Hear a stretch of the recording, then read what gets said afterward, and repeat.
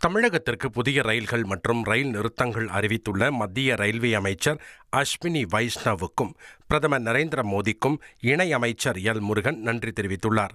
தமிழக மக்களின் நீண்ட நாள் கோரிக்கையை ஏற்று மாநிலத்திற்கு 4 புதிய ரயில்கள் மற்றும் கூடுதல் ரயில் நிறுத்தங்களை மத்திய ரயில்வே அமைச்சகம் அறிவித்துள்ளது.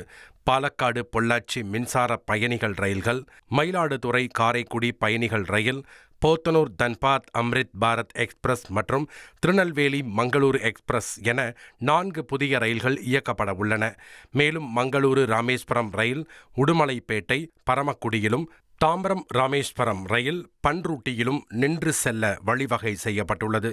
அது மட்டுமின்றி திருச்சி காரைக்குடி பயணிகள் ரயில் இனி வாரத்தின் அனைத்து நாட்களிலும், சென்னை சென்ட்ரல் போடி எக்ஸ்பிரஸ் ரயில் வாரத்திற்கு 6 நாட்களும் இயக்கப்படும் என அறிவிக்கப்பட்டுள்ளது.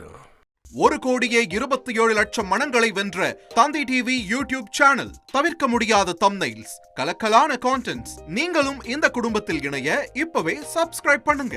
அசுரபலம் கொண்ட எங்கள் டிஜிட்டல் கரங்களில் உங்கள் விளம்பரங்களை சேர்க்க வாட்ஸ்அப் பண்ணுங்க.